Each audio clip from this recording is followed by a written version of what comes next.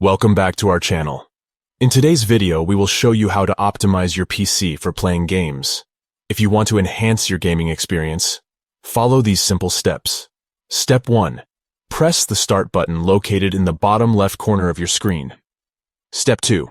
From the Start menu, click on the Settings icon. It looks like a gear. Step 3. In the Settings window, click on the Gaming category. Step 4. Within the gaming settings, locate and click on the Game Mode option.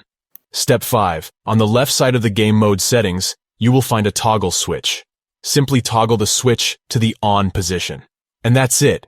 Your PC is now optimized for playing games. Enabling Game Mode ensures that your system resources are allocated efficiently, providing a smoother gaming experience with improved performance.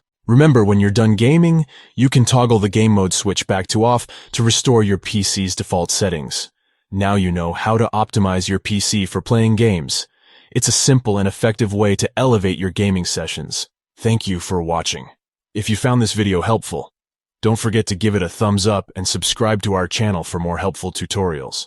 And as always, feel free to leave any questions or comments down below.